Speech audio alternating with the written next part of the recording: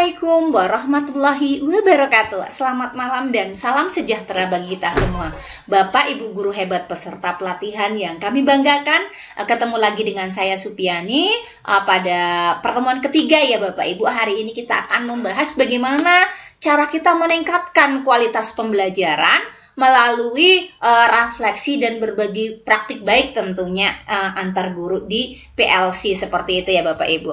Baik, kenapa kita harus melakukan refleksi diri ya, dan kenapa kita juga harus setiap kegiatan ya, baik itu pelaksanaan kegiatan kita sebagai guru, pelaksanaan kegiatan dalam kita meningkatkan kualitas pembelajaran. Saat kita menjadi seorang hamba Tuhan juga kita harus juga bisa muhasabah, merefleksi diri apa saja yang sudah kita lakukan sampai umur segini, apa yang sudah kita capai, yang sudah kita dapatkan, dan apa-apa saja yang mungkin perlu kita perbaiki ke depannya. Baik Bapak Ibu, jadi untuk lebih jauhnya lagi, kenapa sih kita harus penting banget nih kita harus bisa melakukan refleksi diri.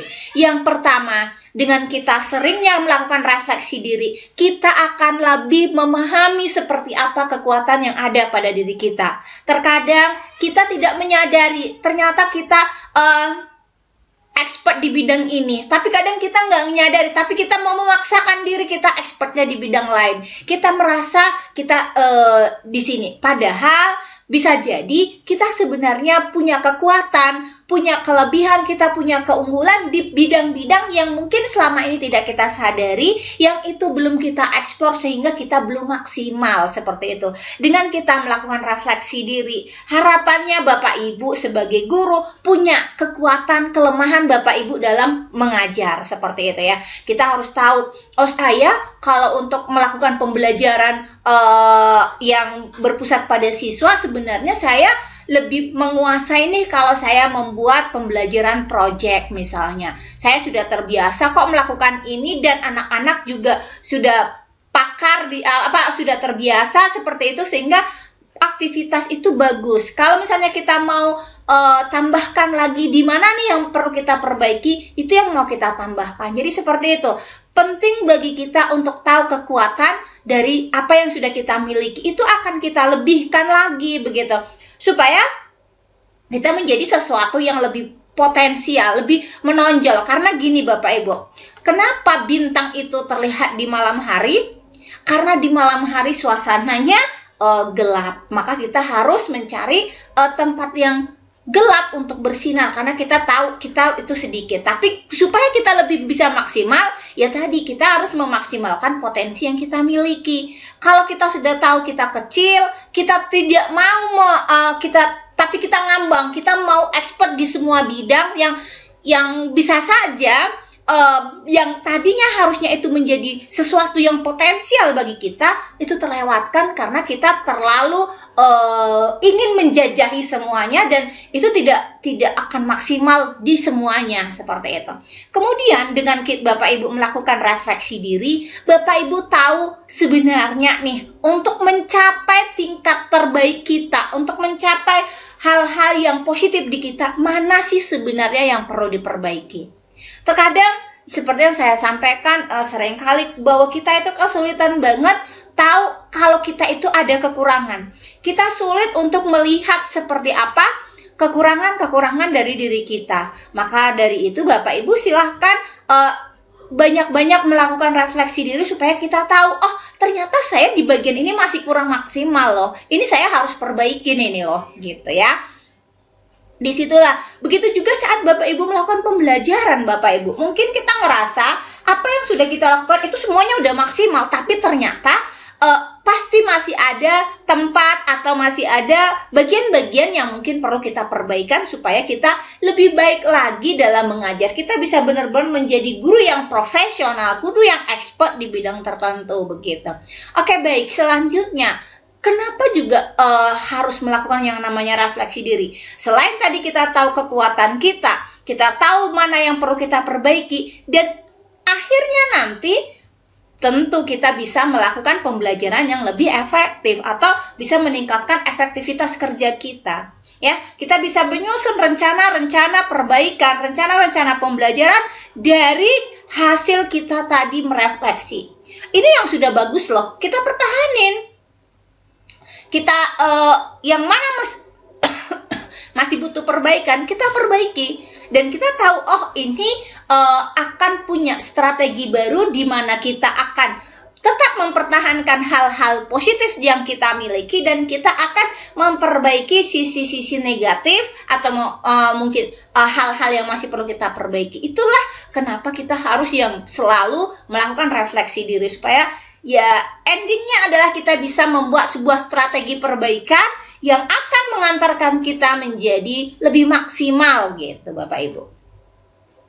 Oke, jadi selain kita tadi melakukan refleksi, kita juga tadi bahas ya mengenai kenapa kita berbagi praktik baik tadi ya. Kita bisa merefleksi untuk bisa berbagi praktik baik.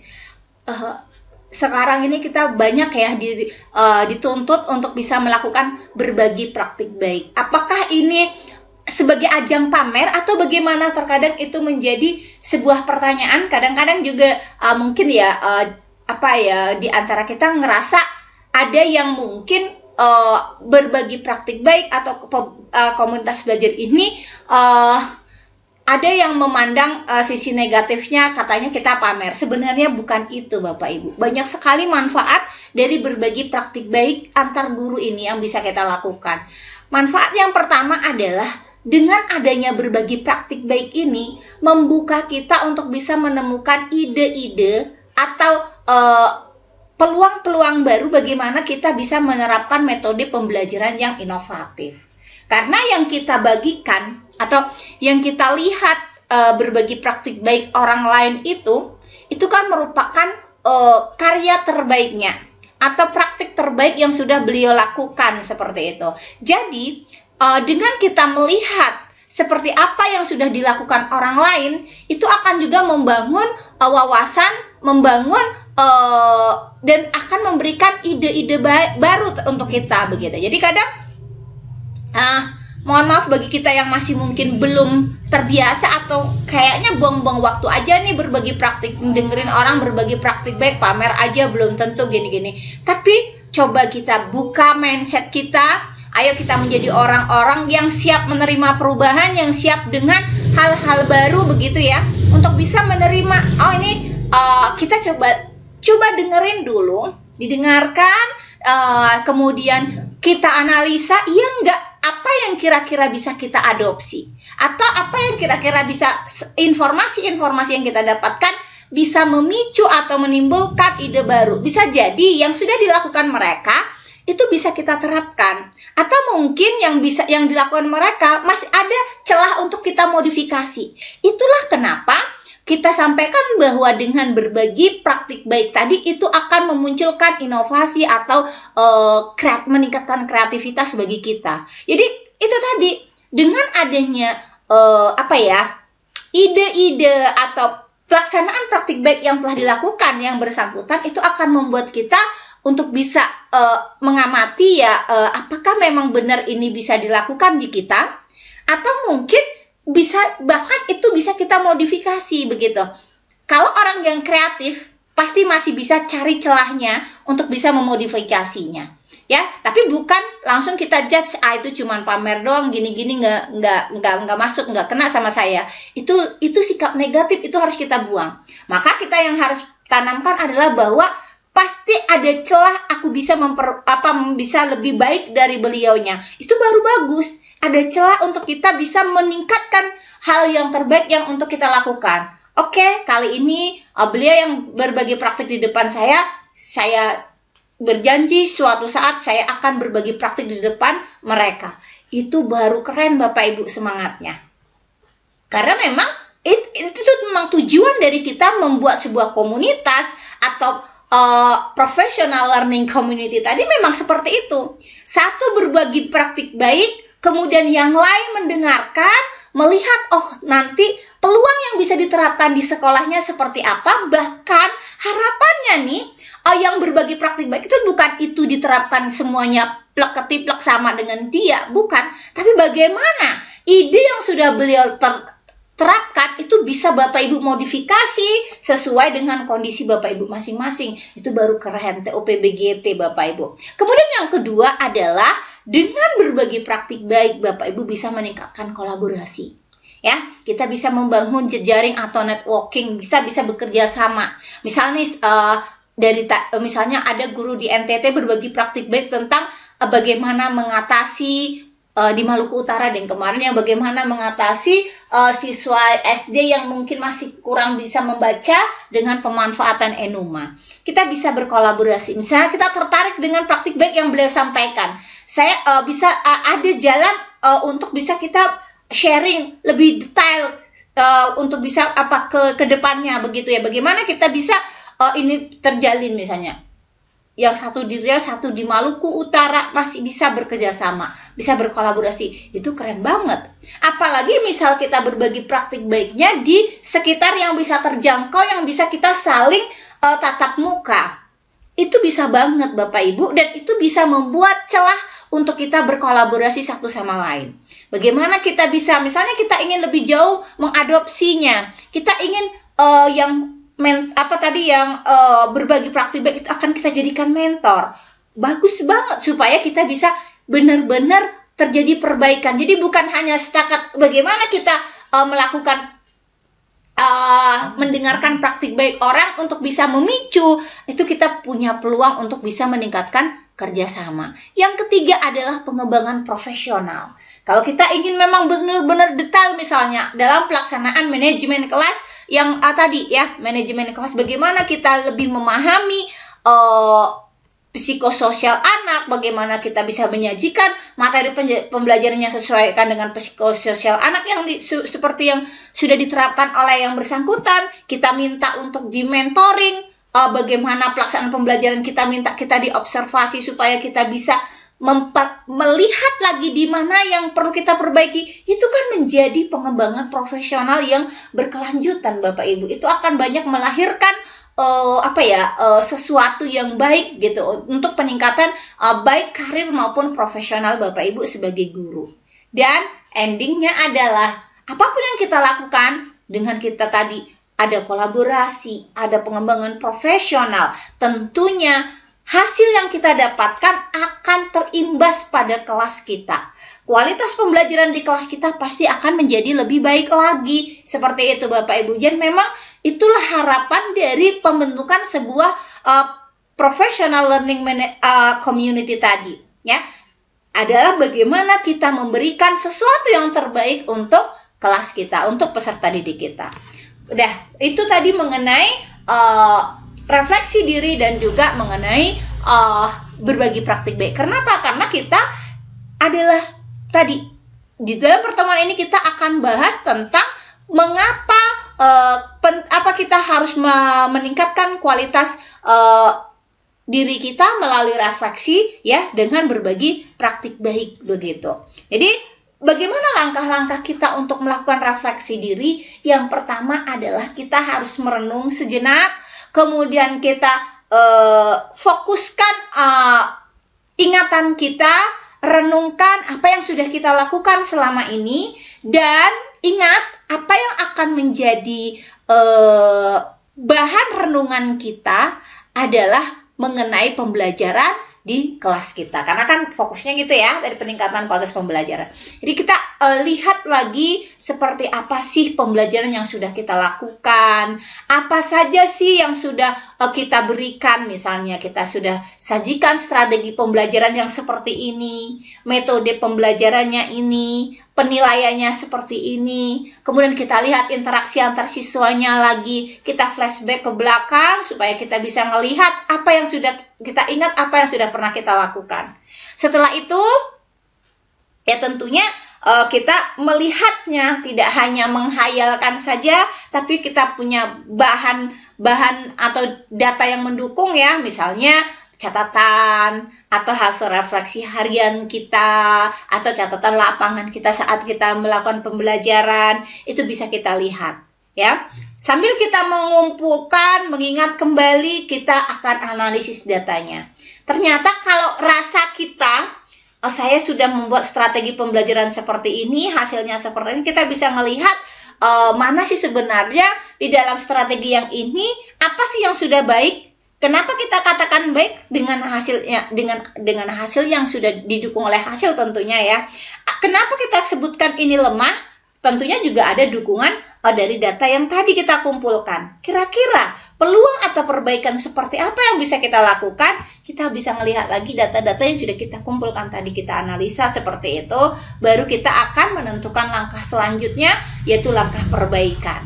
Ya, kita buat sebuah rencana atau ya lebih spesifiknya rencana pembelajaran dengan mengintegrasikan rencana perbaikan yang tadi untuk mengatasi kelemahan, untuk memanfaatkan kekuatan yang sudah kita miliki, dan tentunya menciptakan strategi pembelajaran baru yang lebih sesuai lah gitu ya. Karena intinya begini, kita ingin melakukan sebuah perbaikan tentunya belajar dari sebuah pengalaman seperti itu Bapak Ibu.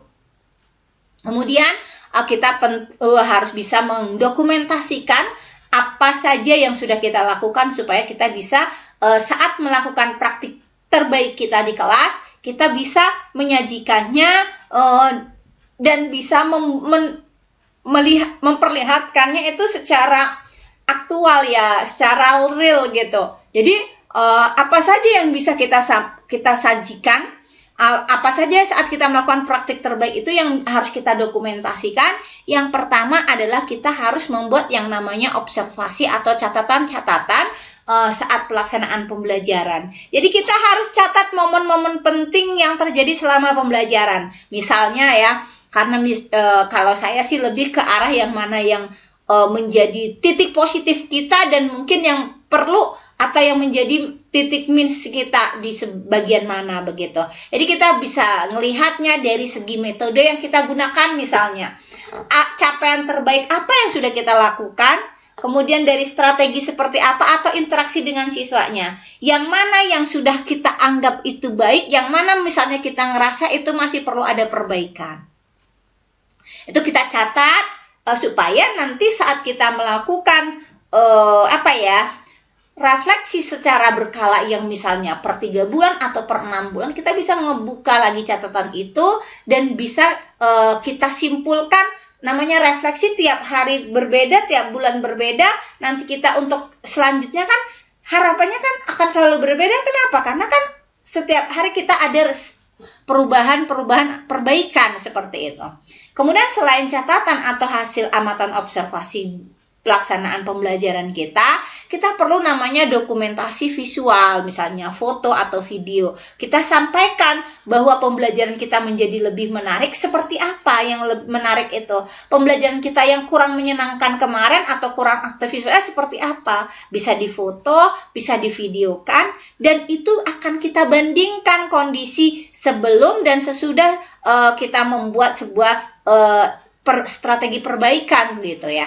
Kemudian itu tadi ya, dokumentasi visual. Kemudian dokumentasi, refleksi dan analisisnya. Jadi saat Bapak Ibu melakukan refleksi ya, misalnya ini catatan di awal, catatan pertemuan kedua, ketiga dan seterusnya, itu kan tentunya ada Bapak Ibu catat seperti apa yang tadi di bagian observasi. Baru Bapak Ibu di hasil observasi hari pertama, 2, 3 dan seterusnya misalnya bisa Bapak Ibu amati, bisa Bapak Ibu lihat lagi, buka lagi apa hasilnya, apa yang perlu kita tingkatkan, dan bagaimana tentunya strategi kedepannya nanti yang akan kita terapkan. Kemudian Bapak Ibu bisa menganalisis praktik terbaik Bapak Ibu secara kritis. Ya, jadi tidak hanya tadi melakukan perenungan, tapi Bapak Ibu juga bisa yang namanya analisis secara kritis. Jadi kita bisa tinjau ulang ya apa yang sudah kita lakukan, apakah memang benar-benar sudah sesuai dengan tujuan pembelajaran dan juga kebutuhan siswanya, ya. Kemudian apakah sudah sesuai juga dengan harapan kita begitu ya. Jadi kita harus bisa tinjau ulang tujuan yang kita lakukan. Ya memang kadang-kadang kita ngerasa kita melakukan sesuatu sudah sesuai, tapi mungkin hasil yang kita dapatkan mungkin belum sesuai tujuan dan lain sebagainya, maka perlu kita tinjau ulang. Kemudian evaluasi keefektifan. Jadi bagaimana kita bisa melihat program yang kita atau strategi yang kita buat ini sudah efektif atau belum, tentunya kita bisa melihat ya bagaimana mereka terlibat dalam proses pembelajaran, bagaimana motivasi mereka dalam mengikuti pembelajaran, bagaimana kemajuan belajarnya, karena itu merupakan indikator-indikator bahwa apa yang sudah kita lakukan itu efektif, ya. Maka kita harus lakukan evaluasi efektivitas tadi dengan melihat bagaimana keterlibatan mereka dalam pembelajaran, motivasi mereka mengikuti pelajaran, dan juga kemajuan belajar mereka. Jadi sudah kita evaluasi efektivitasnya seperti apa, baru kita identifikasi kekuatan dan kelemahan dari mereka, ya. Dari yang kita lakukan, maksudnya seperti itu. Mana aspek-aspek positif dan bagian-bagian yang negatif mungkin dari yang sudah kita lakukan, gitu ya. Apa yang sudah berhasil, apa yang masih menurut kita masih perlu perbaikan, itu yang penting. Kemudian kita bisa mendiskusikan mana saja aspek-aspek yang perlu kita tingkatkan tadi dengan membuat sebuah persiapan pembelajaran. Ya, kalau kita sudah tahu, oh ini yang perlu ditingkatkan, maka ya implementasikan itu di tahapan persiapan pembelajaran. Saat Bapak Ibu membuat perangkat pembelajaran atau misalnya modul ajar atau rencana pembelajaran, pelaksanaan pembelajaran, itu Bapak Ibu bisa sudah mulai integrasikan rencana yang apa yang mau Bapak Ibu tingkatkan. Misalnya dari sisi metode pembelajaran yang akan kita gunakan, kita bisa implementasikan atau kita bisa terapkan di bagian perencanaan pembelajaran ini. Kemudian di pengelolaan kelas, kalau tadi kita sudah sepakat atau kita sudah yakin nih bahwa perbaikan kita adalah yang perlu kita tingkatkan, ini adalah metode pembelajaran supaya siswa menjadi lebih aktif, lebih kondusif belajarnya, begitu ya, lebih terlibat dalam pembelajaran gitu.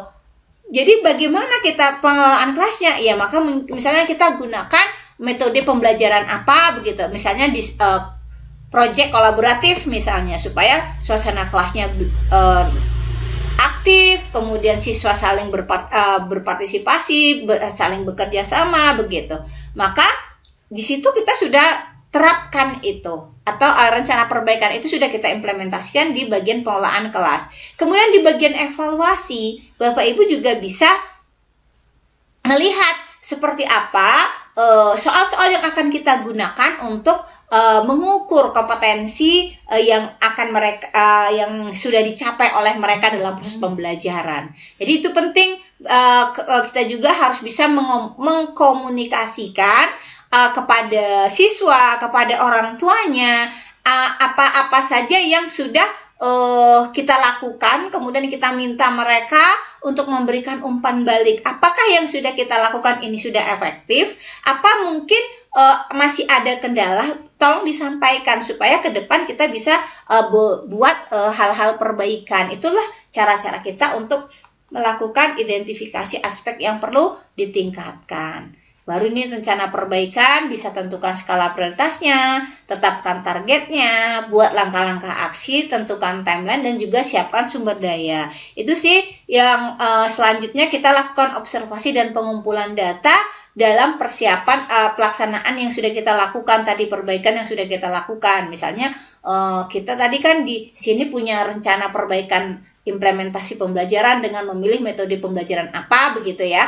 Di sini kan kita sudah tentukan nih prioritasnya adalah di metode pembelajaran yang akan kita perbaiki. Targetnya mereka siswa tadi akan belajar lebih aktif, kreatif, dan juga saling berbagilah gitu, ada komunikasi yang efektif di dalam proses pembelajaran. Langkah-langkahnya seperti apa? Kita susun project kolaboratif, project yang kolaboratif itu seperti apa, tahap persiapan ininya dan seterusnya.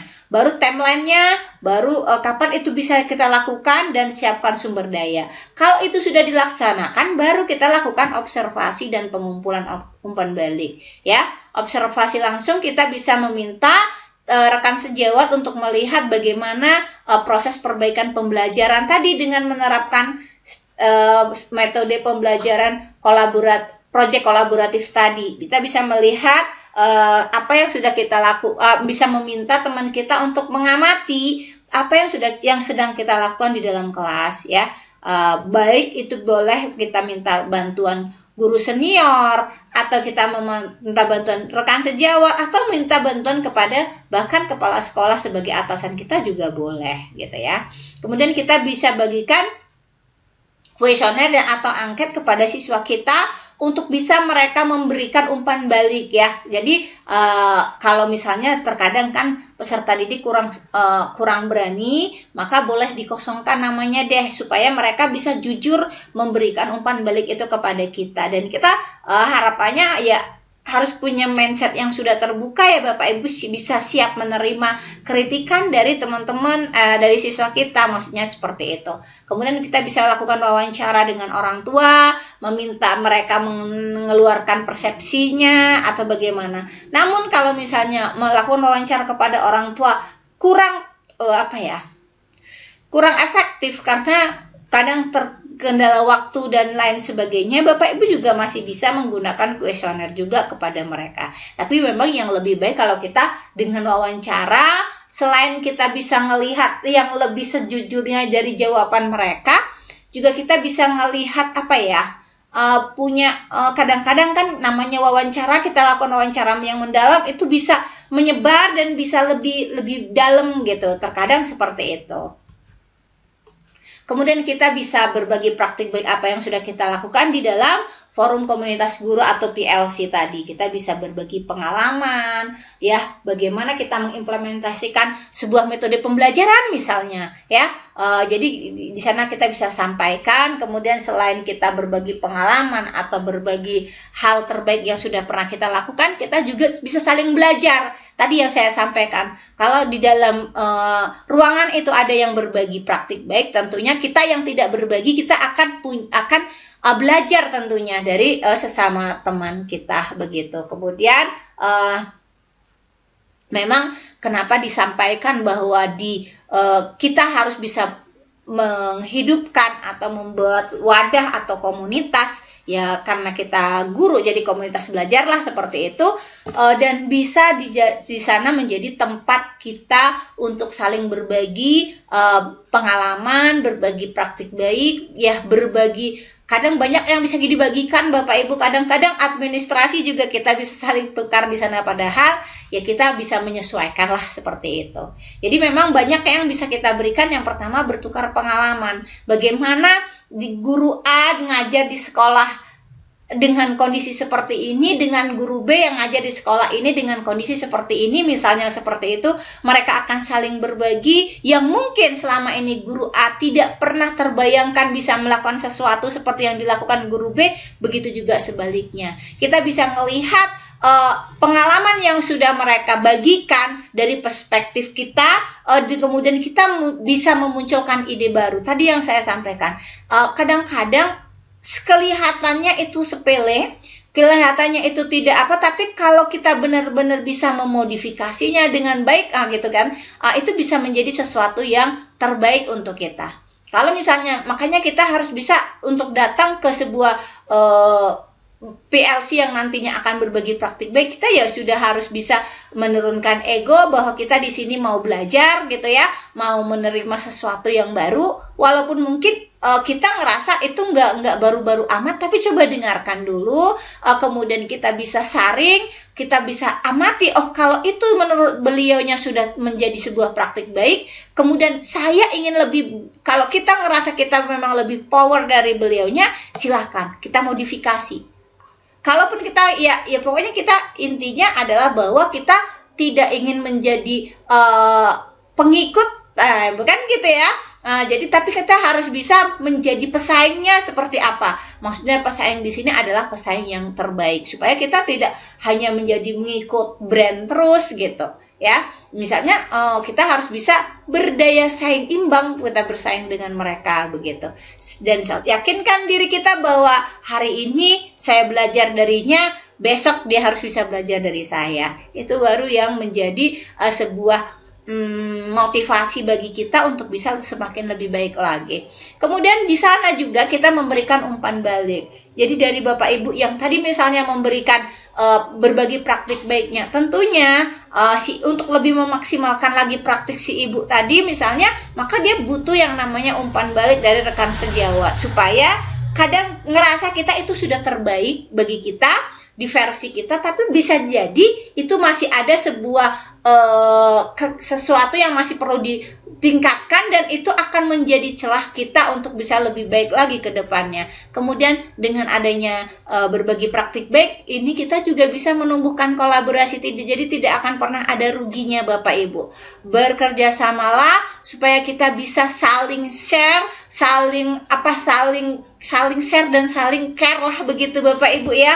Kita satu visi, satu misi, yaitu bagaimana kita memberikan layanan terbaik untuk peserta didik kita.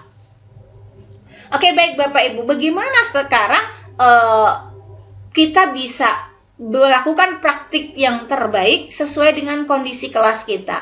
Kalau kita mau melihat praktik baik orang, mungkin gini, ada beberapa Bapak Ibu yang mungkin berasal dari sekolah yang mohon maaf sarana fasilitasnya kurang memadai, belajar berbagi praktik baik dengan orang yang suasana kelasnya itu sudah lengkap gitu kan.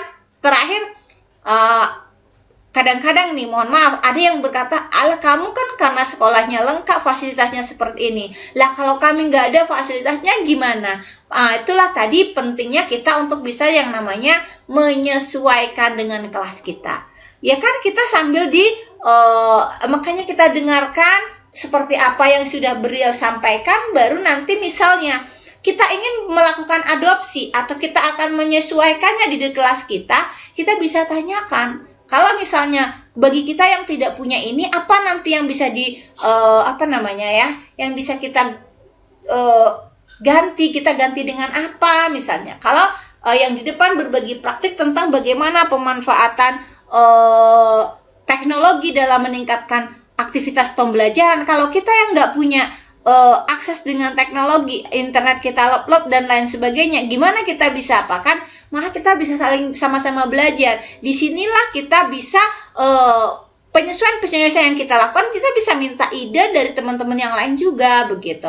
Kemudian selain kita bisa melakukan adopsi tadi ya, kita Bapak Ibu jangan pernah takut untuk yang namanya bereksperimen. Bukan berarti siswa kita mau kita jadikan kelinci percobaan, tapi tidak Bapak Ibu. Artinya bahwa yang namanya jangan takut untuk bereksperimen di sini, bahwa Bapak Ibu harus bisa mencoba mengimplementasikannya. Ya, jadi buat anak nggak boleh coba-coba, bukan. Tapi gini, yang kita lakukan kan, kalau sesuatu yang sudah dilakukan orang, sudah kita pertimbangkan matang-matang, kita adopsi, kita sesuaikan dengan siswa kita, insya Allah itu kan harapannya adalah hal yang terbaik ya. Kita bukan menambah racun di makanannya, tapi bagaimana kita memperbaiki strateginya. Jadi insya Allah kegagalan itu adalah bukan karena malpraktek yang kita lakukan, tapi karena kita nggak pernah mau nyoba. Nah itu ya, jadi lakukanlah eksperimen. Kalau ini dilakukan seperti ini, seperti apa gitu. Kita nggak akan pernah tahu kalau kita nggak pernah mencobanya Bapak Ibu. Dan yakinlah, kalaupun kita mencoba sesuatu yang baru, itu tidak akan membunuh mereka, tidak akan merugikan mereka begitu. Walaupun mungkin nanti kita akan punya banyak kekurangan waktu, karena ya tadi yang namanya lagi melakukan eksperimen atau uji coba, tapi bukan berarti kita jadikan mereka kelinci percobaan gitu ya. Jadi saya pernah ya gitu diskusi dan ada teman yang menyatakan bahwa lah murid kita itu tempat kita uji coba, bukan, tapi kita bagaimana kita membuat sebuah perbaikan, kan seperti itu. Kemudian di sini kita juga jangan dalam melakukan praktik terbaik, jangan pernah ragu untuk menerima masukan atau umpan balik dari rekan sejawat. Jadi karena ini penting ya untuk bisa membuat kita semakin maju dan berkembang. Karena memang apa yang kita tidak akan pernah ngerasa bahwa kita itu punya kekurangan, atau kadang-kadang kita nggak yakin itu sebuah kelebihan kita, kalau tidak diberikan masukan dari orang lain. Kenapa saat kita bawa mobil kita harus melihat spion? Kenapa kita harus apa? Karena kita memang tidak bisa melihat sisi belakang kita itu tanpa ada bantuan. Sama spion kita itu adalah umpan balik dari orang lain supaya kita bisa melihat secara keseluruhan apa yang sudah kita lakukan. Seperti itu Bapak Ibu. Kemudian kita penting untuk bisa selalu mempraktikkan refleksi dan berbagi praktik baik di sekolah. Jadi kita bisa adakan pelatihan atau bimbingan secara berkala untuk bisa meningkatkan kemampuan guru di dalam melakukan refleksi refleksi pembelajaran dan juga berbagi praktik baik mereka di dalam kelas. Buat forum diskusi secara reguler, misalnya buat komunitas belajarnya di mana kita selalu bahkan sekarang banyak sekolah sudah aktif ya, komunitas belajarnya itu per minggu walaupun mungkin hanya 40 menit itu lakukan rutin kan, supaya kita tahu strategi-strategi pembelajaran yang efektif. Intinya kita sebagai guru tidak merasa sendirian, tidak merasa kesepian, tidak merasa aduh ini gimana, saya kok kebingungan sendiri, itu tidak akan merasa. Dan juga perlu adanya mekanisme penghargaan supaya memotivasi Bapak Ibu guru untuk terus berpartisipasi aktif dalam kegiatan refleksi maupun berbagi praktik baik. Kemudian kita bisa melihat dan mengevaluasi dampak dari pelaksanaan refleksi dan berbagi praktik baik yang sudah kita lakukan. Seperti itu ya Bapak Ibu. Di sini memang sangat besar peran kepala sekolah dalam mendukung proses peningkatan kualitas, di mana kepala sekolah harus bisa memfasilitasi lingkungan yang mana misalnya dengan adanya regulasi yang dibuat oleh kepala sekolah bahwa setiap hari ini kita akan adakan kegiatan komunitas belajar yang intinya adalah untuk melakukan berbagi praktik baik dan melakukan refleksi pembelajaran, misalnya seperti itu kita fasilitasi, adakan. Kemudian kalau sudah ada regulasinya, kita berikan perintahlah bahasanya seperti itu untuk mereka melakukan. Dan kalau kita juga harus sediakan sumber dayanya. Misalnya mereka membutuhkan narasumber sekali waktu kita sediakan. Misalnya mereka butuh apa, kita sediakan. Ya, misalnya butuh alat ATK-nya atau misalnya butuh hal-hal yang lain yang supaya bisa membuat Bapak Ibu guru bisa saling bekerja sama, itu boleh banget. Kemudian kita memberikan motivasi dan juga bimbingan. Ya memang penting, apalagi bahasanya kepala sekolah itu kan amanah yang diberikannya itu harus dipegang atau dilaksanakan. Ya, kita harus bisa mengarahkan karena mereka itu tanggung jawab kita akan ditanyai dunia akhirat itu Bapak Ibu. Jadi makanya jangan pernah kita melalaikan amanah yang telah diberikan oleh kepada kita ya, supaya kita bisa membawa mereka, mendorong mereka untuk terus berbagi praktik baik, untuk bisa melakukan sesuatu hal untuk perbaikan pembelajaran. Kemudian kita harus bisa membangun yang namanya budaya kolaborasi ya, karena memang kita harus bisa membuat guru nyaman. Tadi jangan sampai merasa guru sendirian, kesusahan sendiri, kepala sekolahnya nggak mau kasih jalan keluar, tidak. Tapi bagaimana kepala sekolah bisa mencarikan sesuatu yang bahasanya penyelesaian dari permasalahannya. Misal Bapak Ibu yang sudah senior harus beradaptasi dengan teknologi, misalnya di pengelolaan kinerja, bagaimana pemanfaatan pembelajaran menggunakan teknologi seperti apa, maka bantulah dengan adakan pelatihan. Kalau masih kurang mungkin perlu bantuan yang namanya bimbingan teknis, silahkan ada pendampingan secara teknisnya, boleh banget ya. Fasilitasi itu kalau memang memungkinkan. Jadi kalau misalnya tadi didampingi ya dengan guru yang masih muda supaya tahu pemahaman IT-nya seperti apa. Saya yakin dan percaya teman-teman yang senior kalau diberikan bantuan seperti itu, misalnya oke, silakan Ibu koordinasi dengan beliaunya, pasti akan bisa lebih take and give di antara mereka. Itu akan menjadi sesuatu yang berkesan banget begitu. Apalagi kita sebagai kepala sekolahnya menjadi perantara mereka untuk berkolaborasi itu akan keren banget begitu Bapak Ibu. Baik, itu saja Bapak Ibu pada pertemuan kita malam ini. Kurang lebih saya mohon maaf. Saya akhiri, wabillahi taufik wal hidayah. Assalamualaikum warahmatullahi wabarakatuh.